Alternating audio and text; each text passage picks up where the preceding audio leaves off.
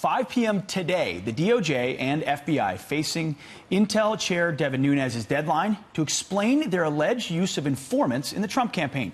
Top Republicans, including our next guest, not satisfied with the info they have sent in a classified letter.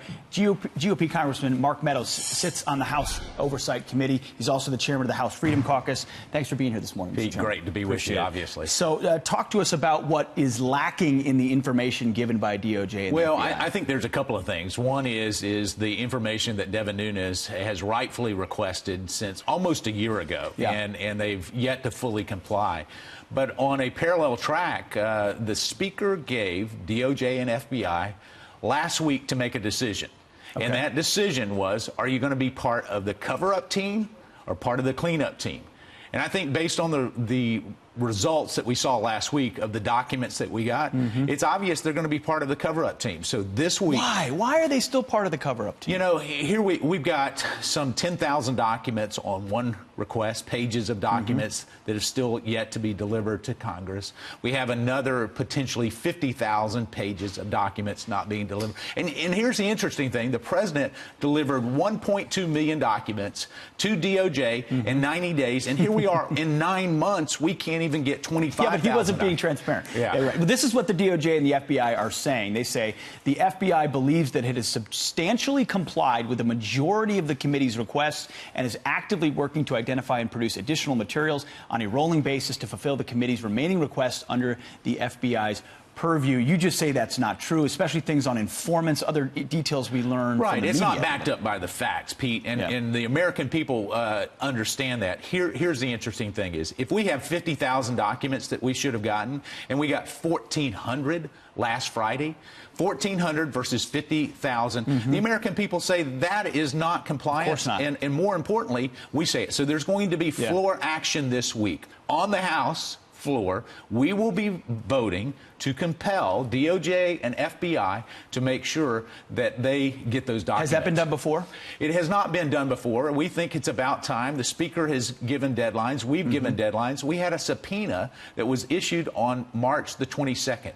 Here we are 96 days later, and nothing has been complied. People hear documents all the time. What are the documents you're truly seeking? Well, we're seeking actual back-and-forth conversations between Peter Strzok, Andy McCabe, and I'm here to tell you that even with those explosive text messages that we saw with Peter Strzok, there's a high probability that we don't even have all the text messages. My good friend Jim Jordan has made a request of the IG to say, do we have them all? I think you're going to find out we're missing key components of even the text messages. Now, as we know, some folks in the House and Senate see more intelligence than others. Are called the Gang of Eight. One member of that Gang of Eight is Senator Warner, because he sits on the Senate Intel Committee.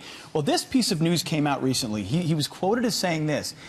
At a fundraiser, he said, if you get me one more glass of wine, I'll tell you stuff only Bob Mueller and I know. If you think you've seen wild stuff so far, buckle up. It's going to be a wild couple of months. What is this highly sourced senator talking about? Well, you know, no telling what he's talking about with that glass of wine comment. But here's what I do know is that we'll find in the coming days, in fact, this week, I believe, where Senator Warner actually was engaged with Director Comey in a number of ways that I believe would not suggest the open and transparent government that we seek to have. For Interesting. So you're saying this week we're going to hear maybe about some correspondence between him and the former director. You know where we're going to hear that from? You know, I'd rather not say right now. That's a tease that we'll make for your viewers this morning. Okay, we'll take that. We'll make a little. What do we know about what's her name again?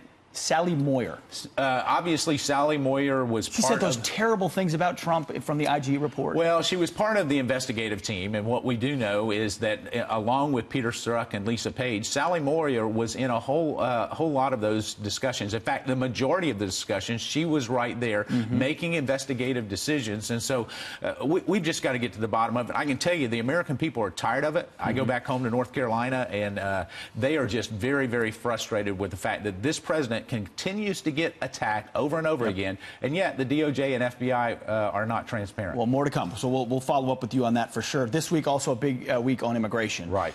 Questions as to whether the House will pass anything. As someone who controls a lot of votes with the Freedom Caucus and important ones, what do you see coming?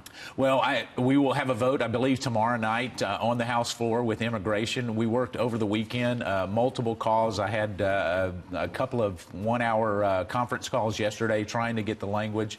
Ultimately, if we do not succeed on Tuesday evening, Kathy McMorris-Rogers has given some real thoughtful insight in terms of how we keep those families together, some of the things that a lot of us want to do.